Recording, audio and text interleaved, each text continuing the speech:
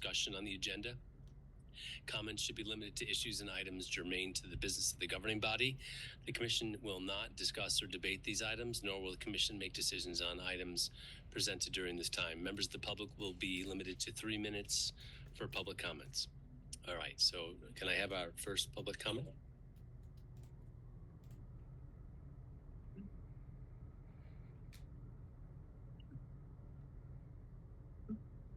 My name is Dr. Justin Spees. At last week's meeting, I came in here and I called out Amber Sellers for the comments that she was making at a trans rally here in town that the Lawrence Times had reported on.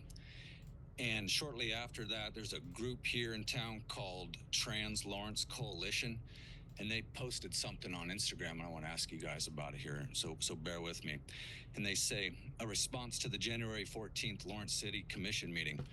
We sincerely thank all who came to our trans rights rally on January 11th.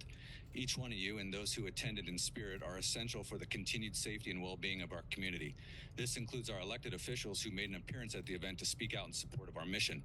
Unfortunately, being a public figure also draws public scrutiny, both earned and unwarranted. Amber Sellers, one of the speakers at our rally, was on the receiving end of such backlash last night for participating in our rally. As a city commissioner for Lawrence, she is perhaps the most accessible of all public figures who spoke. It is unfortunate, but not unsurprising, that she would endure this treatment. We know that this incident is not just in response to our rally. Past comment sessions show that last night's speakers choose to weaponize anything they can to further their political motivations against elected officials in Lawrence. Sellers is often targeted during this commentary. They do not make criticisms of her as a politician, but rather make veiled threats and attack her character and physical appearance.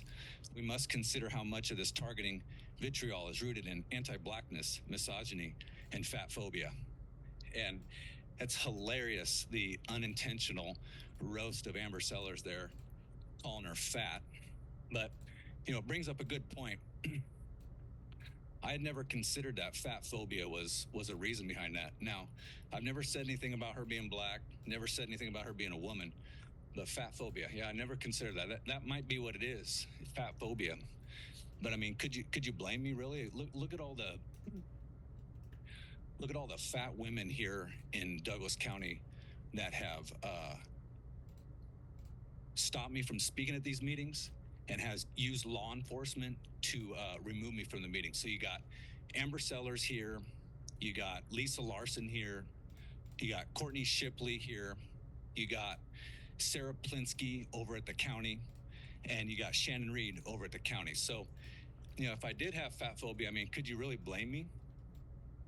Or could it be that these women, like Amber Sellers, stop me from speaking in here for no reason, while allowing other speakers to speak on the exact same topics that I speak on? But no, it must be fat phobia. It couldn't be anything other than that. It has to be racism and misogyny, right? Nothing that she does warrants any criticism whatsoever, because she don't do nothing wrong, right? Thanks, Doctor. Will everybody that criticizes Amber for her mill levy comments tonight be considered misogynist and racist and fat phobic? Just curious. And myself, I have no ill will toward the trans community. What I do have ill will towards is somebody who will claim that she's being threatened and that everything's hostile toward her, while she will incite a riot and incite people to violence, get up in their face, fight like hell, things like this. Things that if I said, actually things that, wow, that reminds me, Bart, little man, you weren't a very good mayor. You weren't a very strong mayor. That one got me thrown out of here one night. Isn't that something? But you're not in charge anymore, Bart, so you can't do it. Just like Amber's not in charge anymore, or ever was, and Courtney's not in charge here anymore because she lost her seat. Amber should really consider that when she makes comments about raising people's property taxes in here, is she going to really try to play the victim when they get pissed off about it and come in here and start criticizing her? Is that what's going to happen? And then are those people going to be shut down? Are they going to be arrested outside here?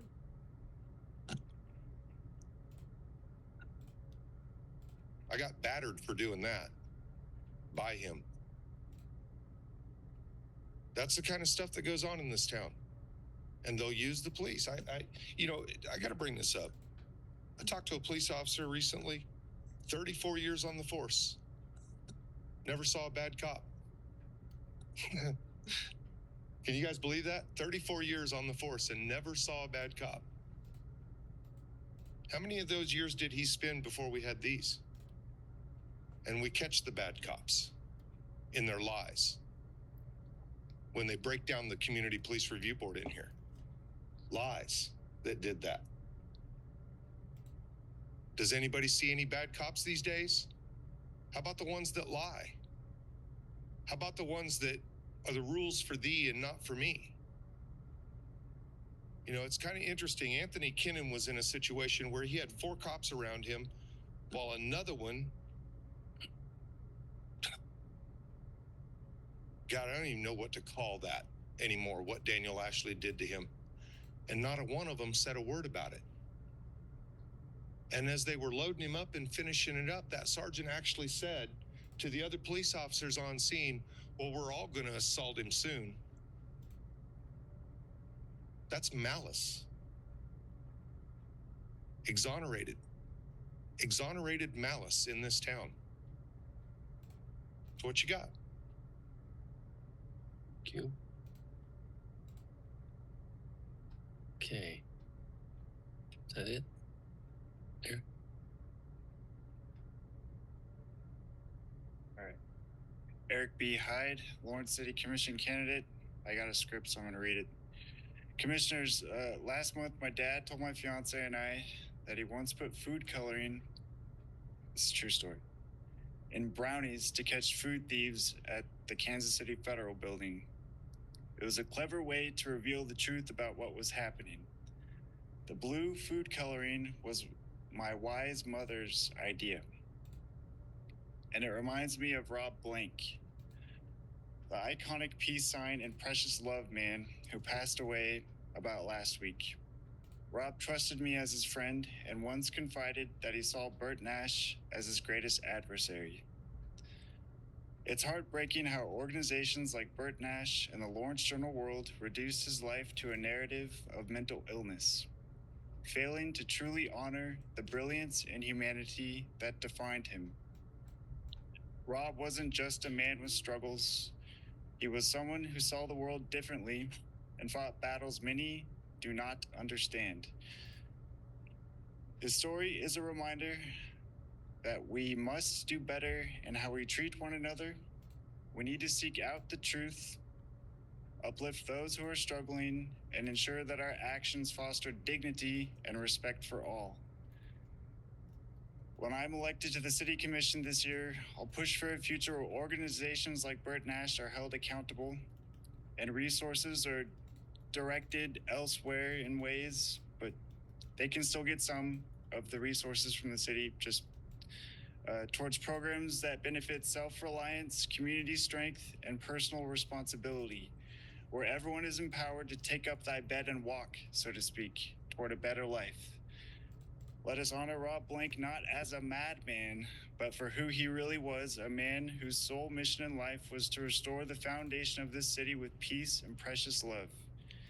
Verily, verily, I say unto you, except a corn of wheat fall into the ground and die, it abideth alone. But if it die, it bringeth forth much fruit. He that loveth his life shall lose it, and he that hateth his life in this world shall keep it unto life eternal. Precious love, Rob, thank you. And then that's the speech I wrote. But then I also wanted to say something about the homeless situation. You know, I tried to help it a long time ago, if you guys know. I know you guys, we all had those similar ideas, but we need to not help the homeless as much anymore. And that's just what everybody sees, and that's what we need to do. And that's just how it is. So, thank you. So, Rob? Any public comment online?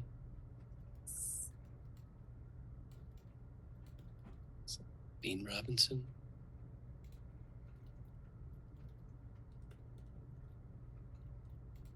Dean Robinson. Hi, my name is Dean Robinson. I've been living in Lawrence for about 5.5 years now. I'm a case manager over at the Lawrence Community Shelter, and I'm a chief union steward for our union, CWA Local 6400. Before I begin, I'd want to start by congratulating the workers at Burt Nash for voting to certify their union. I think that this is a step in the right direction for everyone at our community's mental health center and will be beneficial for the people who receive their services. But I'm here today to talk a little bit about the weather emergency shelter for the unhoused population here in Lawrence. LCS has been at our capacity for a little over a week now, since the snowstorm hit, and our staff have been working very diligently to make sure that everyone in the shelter is as safe as possible. There's also been a lot of churches that have showed up and opened their doors for the past few weeks to ensure that everyone who is unsheltered has a place to go. I'd like to thank the faith communities that have helped during this time, and we greatly appreciate the people that have put in work to make sure that there's a safe place for the unhoused community to go while it is dangerously cold outside. And if anyone hasn't already, I highly encourage community members to volunteer with the weather emergency shelters. You can actually go to callvalleyvolunteers.org to figure out how to volunteer at these weather emergency shelter sites. However, with the other shelters open, there's still not enough shelter space for the amount of people who need it. And while it may seem that the main problem is just the lack of shelter space, the main problem is that the private housing market is intentionally designed to exclude an increasing portion of the population in order to maintain profit rates. Landlords increase the cost of rent year after year, while there is still no increase in the minimum wage, forcing people out of neighborhoods that they've lived in for years.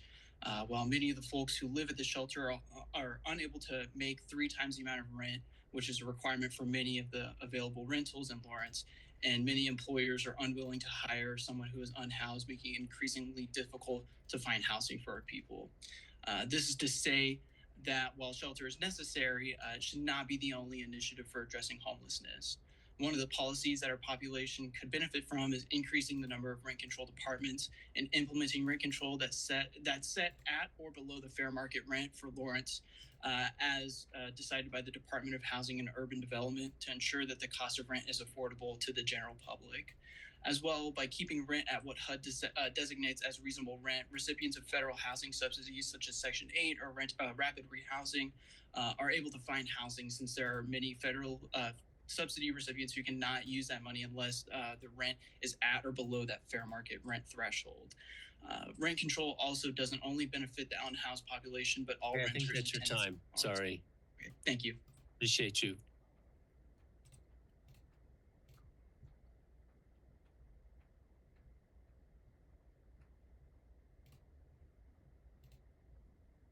Stephen Watts. Okay. Thank you. The use of that pain compliance stuff is against the Amnesty International. They don't think very highly of it. And yet here we are doing it as needed, so it's said.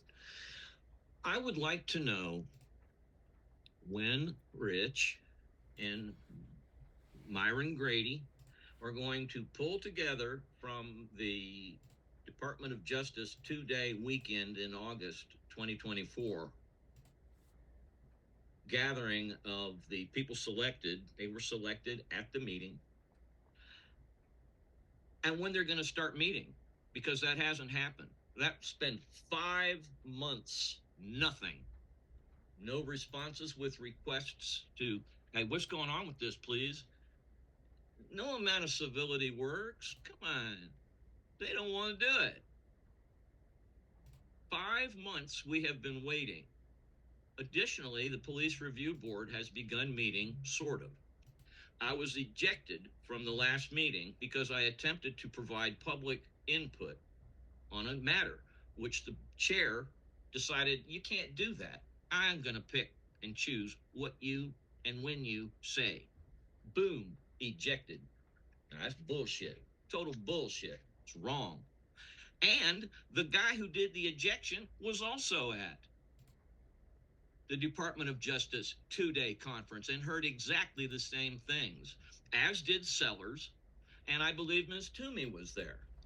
Why does this stuff sit and not get worked on?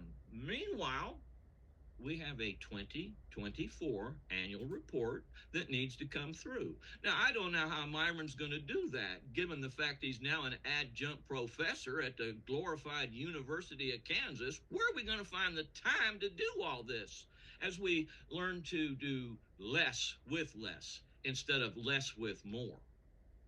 Less with more is a concept that requires some degree of intellectual thought and not just going, I can't do it. At any rate, I would like to know when the community group that is established to purportedly begin writing the police policy for our town, which Rich himself was a good idea, as quoted in the Lawrence Times in August 2024. Over and over. 8 years I have been working with the Police Review Board since Marcus began doing some nonsense with it. And each year I am told, well, it's a start. Something's better than nothing.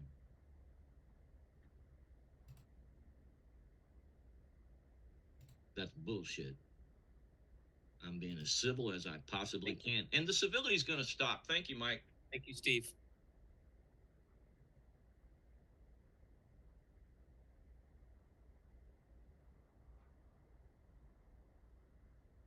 That's all the public comment on. Okay. Very good.